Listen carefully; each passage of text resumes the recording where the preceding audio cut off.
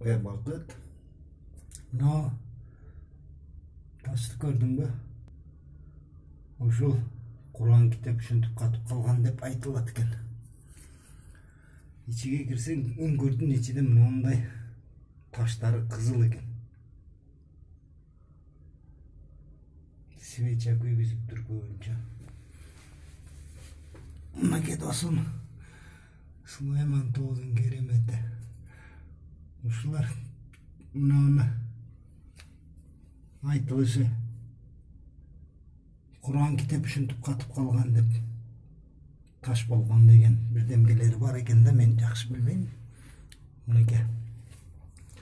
Мына таш кызыл, буягы сары. Кызыл, сары. Үстү капкара ушундай. Күйгүзгөндөй. Үш болгон бизде.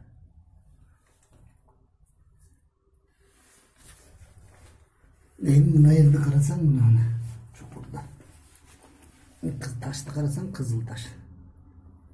Необычный таштар. Мына жерде мурда суу тамчылачу эле. Мына суудун тамчылаганын көрдүм. Изда мына келди. Суу канча-канчага келе бербейт экен, мына сууду көрдүң ба?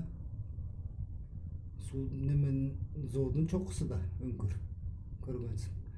Ошол жерден ушинтип суу тамчылайт. Ушул суудан не кылат экенсиң? Иче албайсың. Кармап сүйгөрөт экенсиң. Ушундай. Аягынан өрмөлөп кирет экенсиң да, ташкачы, жоого. Мындан бияга киргенде мына таштар жылма болуп калган уже. Жылма. Вообще эле шлифовка кылып койгондой. Мына досум.